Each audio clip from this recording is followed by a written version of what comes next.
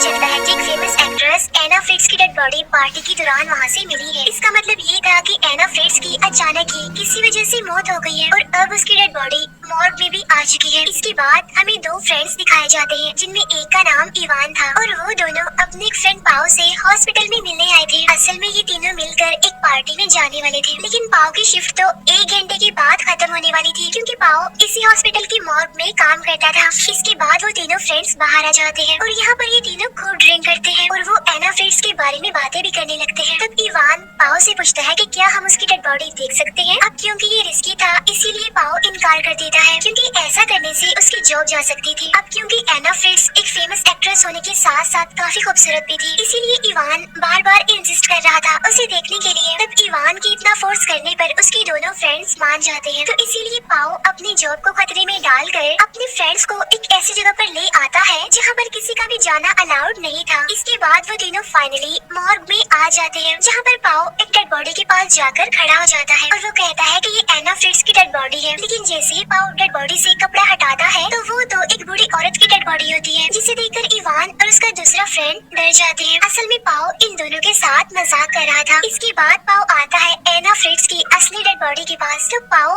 उसके फेस से कपड़ा हटाता है और अपने फ्रेंड्स को एना फ्रिट्ज दिखाता है। एना सच में ही बहुत खूबसूरत थी, जिसे देखकर इवान उसकी डेड बॉडी से कपड़ा और नीचे करता है क्योंकि उसे यकीन नहीं आ रहा था कि वो इतनी फेमस एक्ट्रेस की डेड बॉडी के पास खड़ा हुआ है। तो इसीलिए वो एना फ्रिट्ज की बॉडी को टच करने लगता है। अब इवान की दोनों फ्रेंड्स को ये बात काफी अजीब लगती है क्योंकि किसी डेड बॉडी के साथ ऐसा करना अच्छी बात नहीं थी। तब इवान जानबूझकर अपने फ्रेंड को भी एना को टच करने के लिए कहता है और तब इवान का फ्रेंड ऐसा ही करता है। लेकिन इसके बाद तो इवान सारी लिमिट से क्रॉस कर देता है। वो कहता है कि मैं एना के क्लोज आना चाहता हूँ सिर्फ एक बार। तब इवान का फ्रेंड उसे ऐसा करने से मना करता है, लेकिन इवान तो जैसे जिद पर ही अड़ गया था। इवान ऐसा इसीलिए करना चाहता था क्योंकि उसके नजदीक वो एक फेमस एक्ट्रेस थी जो कि बहुत खूबसूरत थी, फिर चाहे वो जिंदा हो या फिर मरी हो, इससे उसे क्या फर्क पड़ने वाला था। तब पाओ उन दोनों को बताता है कि मैंने भी एक बार ऐसा किया था और वो इवान को कहता है कि अब तुम जैसा एना फ्रिट्ज के साथ करोगे मैं भी वैसे ही करूँगा। लेकिन उन दोनों का जो फ्रेंड था सिर्फ उससे ही लग रहा था कि ये चीज गलत है और उन्हें ऐसा नहीं करना चाहिए। लेकिन अब क्योंकि वो अपने फ्रेंड्स के साथ था तो इसीलिए उसको अपने फ्रेंड्स की बात माननी पड़ती है। बेशक वो अपने फ्रेंड्स की तरह ऐसा ना करे लेकिन उसे सहना पड़ेगा, देखना पड़ेगा सब। इसके बाद ये तीनों ड्रग्स लेते हैं। फिर इसके बाद पाओ और उसका दूसरा फ्रेंड एक अलग रूम में आ जाते हैं और उधर इवान एना की डेड बॉडी के क्लोज आता है। तब इवान की बात पाओ जाता है और वो भी ऐसा ही करता है। लेकिन तभी अचानक से हम बड़ी हैरान कर देने वाली चीज देखते हैं और वो ये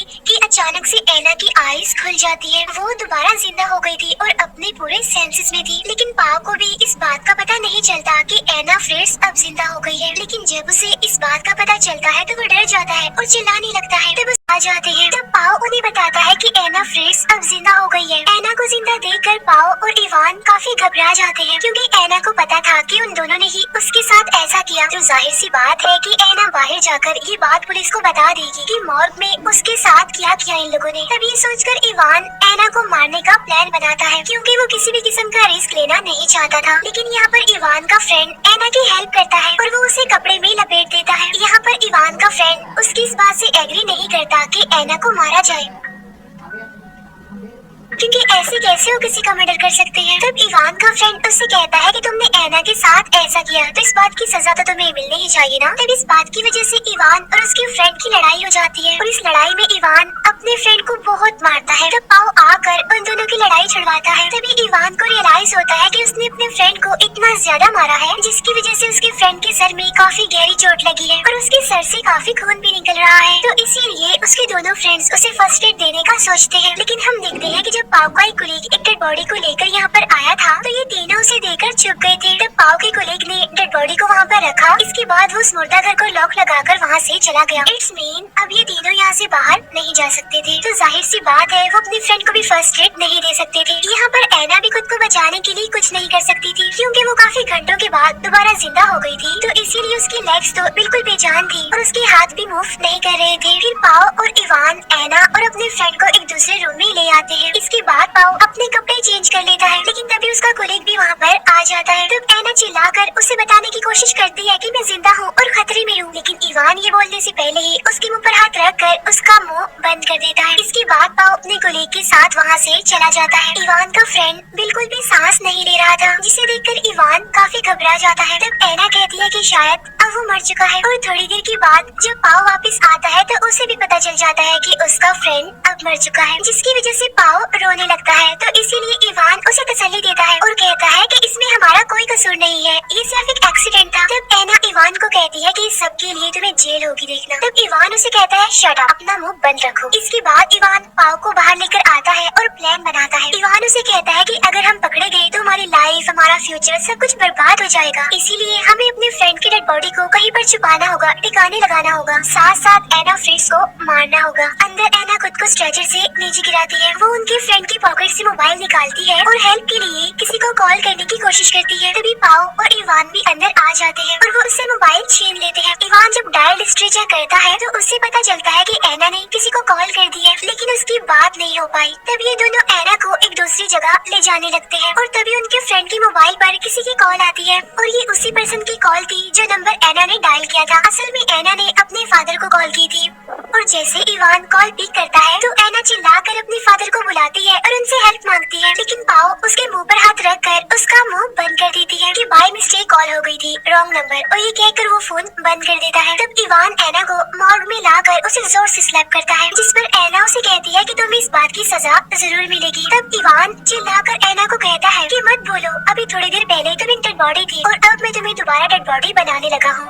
इसके बाद इवान कंटेनर लेने के लिए वहाँ से बाहर चला जाता है ताकि वो अपने फ्रेंड की डेड बॉडी को उसमें डालकर कहीं पर ले जा सके। पीछे से पाओ भी एना के हाथ पर बांधने लगता है। तब एना उसे कहती है कि तुम्हें इवान का साथ देने की कोई जरूरत नहीं है, क्योंकि तुम्हारा कोई कसूर नहीं है, क्योंकि तुमने कुछ नहीं किया, सब कुछ उसी ने किया है और वो एक झूठा इंसान है और उसने ही तुम्हारे फ्रेंड को मारा है। जिस पर पाओ कहता है कि हाँ ठीक है, लेकिन वो तो एक एक्सीडेंट था। जिस पर एना उसे कहती है कि नहीं, ऐसा नहीं है, असल में जब तुम अपने कोलीग के साथ बाहर गए थे तो इवान ने अपने फ्रेंड का गला घोट कर उसे मार दिया। तब अचानक से पाओ इस बारे में सोचने लगता है, लेकिन तभी वो एना के मुंह पर टेप लगाकर उसका मुंह बंद कर देता है।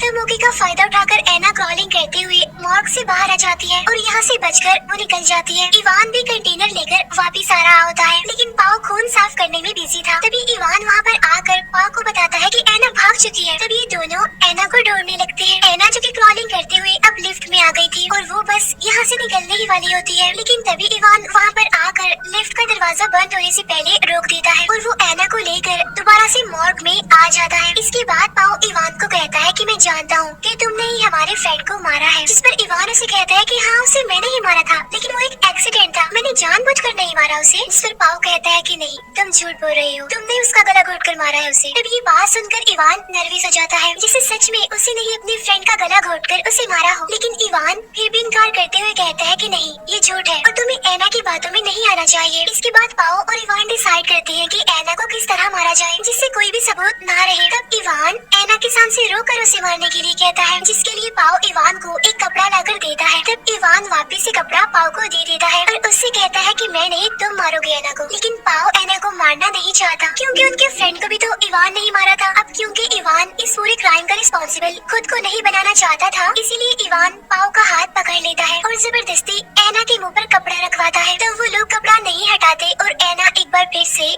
मर जाती है। इसके बाद वो एना की बॉडी को स्ट्रेचर पर रखते हैं और अपने फ्रेंड की डेड बॉडी को कंटेनर में डाल देते हैं। तब इवान उस कंटेनर को लेकर वहाँ से चला जाता है। उधर पाओ भी एना की बॉडी को साफ करने लगता है। इवान अपने फ्रेंड की डेड बॉडी को एक जगह पर फेंक कर वापस आने लगता है। पाओ ने एना की बॉडी को अच्छे से साफ कर दिया था और वो बस जाने ही वाला था, लेकिन जाने से पहले पाओ एक बार एना के मुँह से कपड़ा हटाता है और वो देखता है कि एना अभी जिंदा है। तब पाओ एना को कहता है कि चुप रहना और रिलैक्स भी। अब यहाँ पर सवाल ये उठता है कि एना तो मर चुकी थी, तो फिर वो दोबारा जिंदा कैसे हो गई? असल में एना जब पाओ को ये कह रही थी कि सारा कसूर इवान का है, तुमने कुछ नहीं किया, तो तभी इन दोनों यानी एना और पाओ ने प्लान बनाया। प्लान के मुताबिक जब एना का दम घुटने ही वाला था तो उससे पहले उसने ऐसे ही रिएक्ट किया जैसे वो सच में मर चुकी हो, और यहाँ पर उसने मरने की इतनी अच्छी एक्टिंग की कि इवान को उसका पता ही नहीं चला। इसके बाद इवान भी मॉर्ग में वापस आ चुका था। इसके बाद वो दोनों फ्रेंड वहाँ से निकलने लगते हैं। तब जाने से पहले इवान अपना वॉलेट चेक करता है, लेकिन उसमें उसका आईडी कार्ड नहीं था। तब इवान अपना आईडी कार्ड लेने के लिए वापस से मॉर्ग में आता है। अब यहाँ पर पाओ उसे रोकने की कोशिश करता है, लेकिन इवान अंदर आ जाता है और वो भी देख लेता है कि एना फ्रिट्ज अभी जिंदा है। तब एना को जिंदा देखकर इवान पाओ पर काफी गुस्सा करता है और वो उसका गला घोटने लगता है। अब क्योंकि इवान अपने पहले दोस्त की तरह पाओ को मारना नहीं चाहता था, इसीलिए वो उसे छोड़ देता है। लेकिन तभी एना एक सीजर से इवान के गले पर स्टैब करती है, जिससे उसका गला कट जाता है और थोड़ी देर के बाद इवान की मौत हो जाती है। तब ये देखकर पाओ एना को कहता है कि हमने ऐसा नहीं करना था। तब एना पाओ को भी स्टैब करके उसे भी जान से मार डालती है और इसी के साथ ये मूवी यहीं पर एंड हो जाती है। Thank you for watching. वैसे जरूरी नहीं है